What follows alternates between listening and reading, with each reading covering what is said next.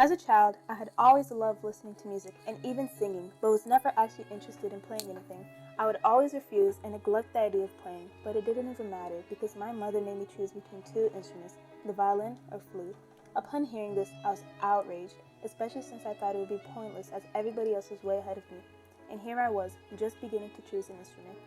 I don't care if you're starting too late. You're going to play whether you like it or not, my mom told me. Well, I don't want to. I don't even know what I should play. I'll give you two options, violin or flute. I choose neither. Fine, you're playing flute then. Absolutely not. I'd rather play anything else. I'm doing violin. And it all started from there, where I first started playing and when I found a true passion for this beautiful instrument. The start of a journey that would give me many struggles but also opened my eyes to the full world of music. Of course, it wasn't easy at first, and my extreme unwillingness to be playing just made things even harder for myself. I didn't take private lessons either, and the only time I would play would be during class. I was lost most, if not all the time, and would get frustrated easily, as all my peers were way ahead of me. I begged my parents to let me quit, but they weren't budging. My dad said, "Only 1 year, and if you still don't like it by the end, then you can quit." Since I knew there would be no convincing them otherwise, I decided to at least put in some work at home and practice on my own so I could just participate in class without feeling like a fool. Eventually, my orchestra teacher asked me if I did private lessons, and I said no. "You should consider it. I see a lot of potential in you," she said. "Of course, I'll talk to my parents about it, thank you."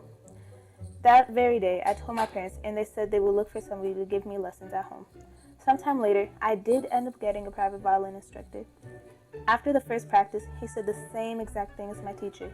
"I see a lot of potential in you, Isabella." Clearly, I couldn't see it and only focused on my mistakes, but soon enough, I started to notice a lot of growth. Now, even though I did get much better, it took a while, around 6 to 8 months to be precise. It didn't happen all at once. I had to put in the effort. I took private lessons, watched videos to improve, practiced for hours on end. My dedication is what made me better, nothing else. Then, I caught up to everybody, and may I say, even surpassed many of my classmates. If you were to tell me that I had stuck with this instrument for 4 years, I would call you a liar. But that's what happened. I went from despising the violin and just perceiving it as a chore in my life to absolutely falling in love with it. 4 years later, I'm still playing for high school. 4 years later, practicing on my own more than ever. 4 years later, loving something I once hated. My only regret to this day is that I didn't start playing earlier. I'm forever going to be grateful to my parents as they introduced me to one of the greatest joys in my life, my violin.